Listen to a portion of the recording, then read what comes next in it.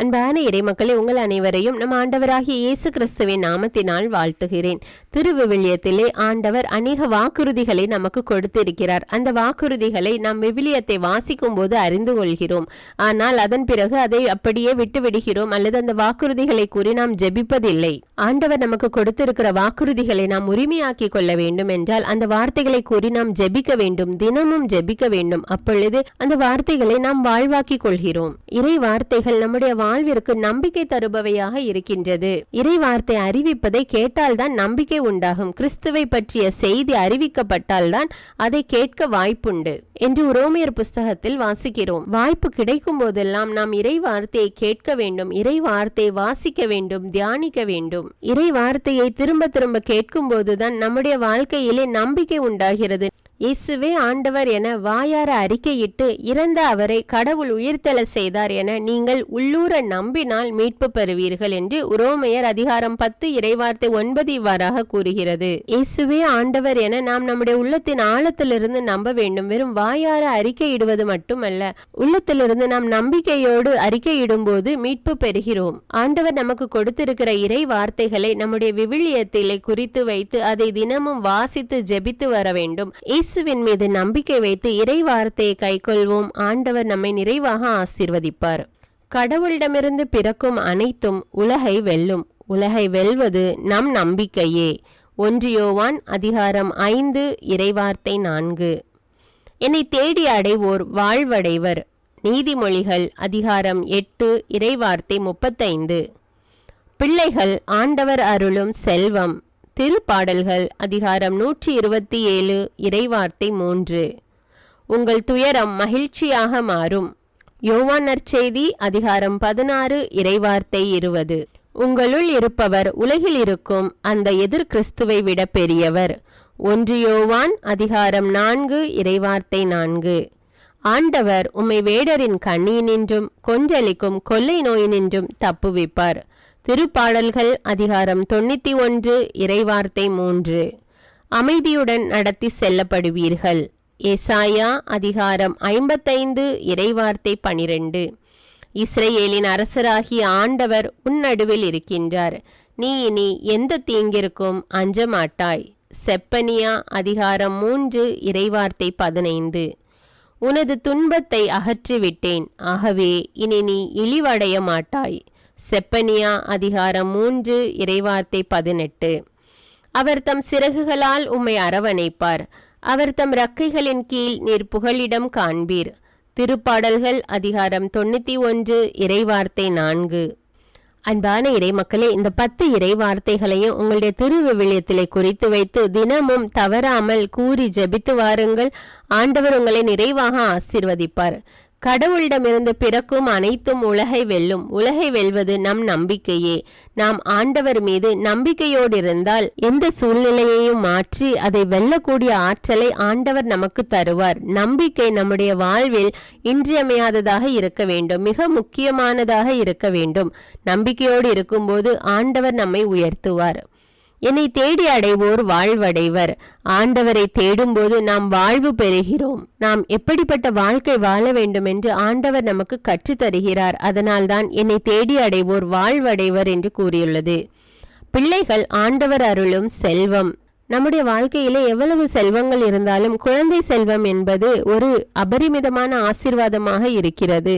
அது ஆண்டவர் கொடுப்பார் என்ற நம்பிக்கையோடு இந்த இறை வார்த்தை கூறி ஜெபிக்கும் போது ஆண்டவர் ஆசீர்வதிக்கிறார். அது உங்கள் துயரம் மகிழ்ச்சியாக மாறும். வாழ்க்கையிலே துயரத்தோடும் வேதனையோடும் இருக்கும்போது இந்த இறை வார்த்தை கூறி ஜெபிக்கும் போது துயரத்தை எடுத்து போட்டு ஆண்டவர் மகிழ்ச்சியாக மாற்றுவார்.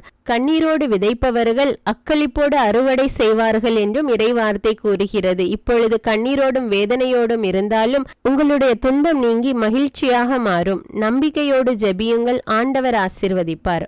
உங்களுள் இருப்பவர் உலகில் இருக்கும் அந்த எதிர் கிறிஸ்துவை விட பெரியவர். ஆண்டவர் மீது நம்பிக்கை வைத்து அவர் நம்மை வழிநடத்துவார் என்று அவரிடம் நம்முடைய வாழ்க்கையை ஒப்படைக்கும் போது இந்த உலகில் இருக்கிற எந்த தீய சக்திகளையும் வெல்லக்கூடிய ஆற்றல் அவரிடம் உள்ளது. அவர் அதை நமக்கு ஜெயமாக மாற்றுவார். நாம் நம்பிக்கை வைத்திருக்கிற ஆண்டவர் உலகில் உள்ள அனைத்து தீய சக்திகளையும் விட பெரியவர். அதனால் அவரை உறுதியாக பற்றி கொள்ளுங்கள். ஆண்டவர் உம்மை வேடரின் கண்ணியினின்றும் கொன்றளிக்கும் கொள்ளை நோயினின்றும் தப்புவிப்பார். இந்த உலகத்திலே கர்ஜிக்கும் சிங்கம் போல சாத்தான் மக்களை அழிக்க தேடிக்கொண்டிருக்கிறான். ஒரு வேடனை போல கண்ணி வைக்கிறான். அதிலிருந்து ஆண்டவர் நம்மை காப்பார். அந்த சாத்தானின் பிடியிலிருந்து ஆண்டவர் நம்மை விடுவிப்பார். அதற்காகத்தான் இந்த வார்த்தையை கூறி நாம் ஜெபிக்க வேண்டும். அமைதியுடன் நடத்தி செல்லப்படுவீர்கள். எப்பொழுதும் வாழ்விலே சமாதானம் இல்லாமல் ஒரு சந்தோஷமோ நிம்மதியோ இல்லாத வாழ்க்கை வாழ்ந்து கொண்டிருந்தால் ஆண்டவரிடம் நம்பிக்கை வைத்து ஜெபியுங்கள். இந்த இறை வார்த்தையை கூறி ஜெபியுங்கள். ஆண்டவர் அமைதியுடன் நடத்தி செல்வார். இஸ்ரேலின் அரசராகிய ஆண்டவர் உன் நடுவில் இருக்கின்றார். நீ இனி எந்த தீங்கிற்கும் அஞ்ச மாட்டாய்.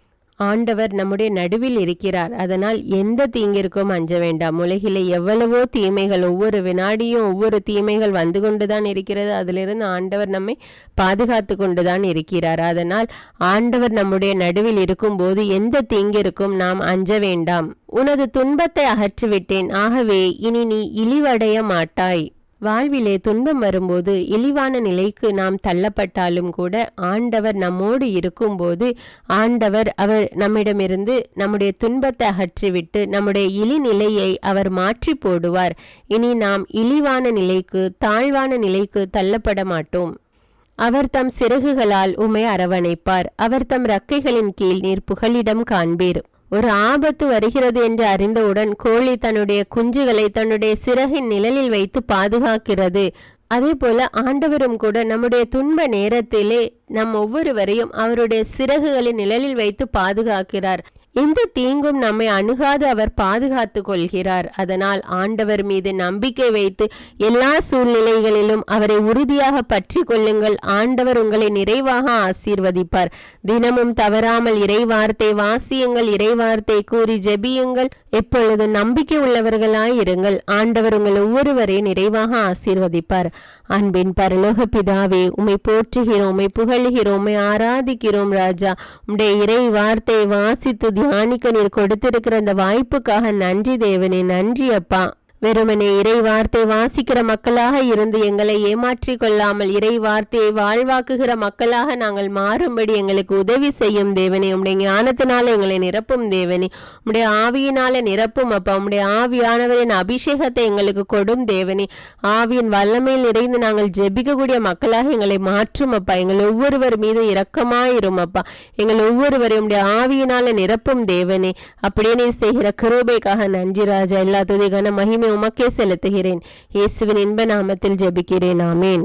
அன்பான இறைமக்களே, இந்த வீடியோவில் 10 இறைவார்த்தைகளை கொடுத்து இருக்கிறேன். அதை உங்களுடைய விவிலியத்திலே குறித்து வைத்து தவறாமல் தினமும் ஜெபித்து வாருங்கள்.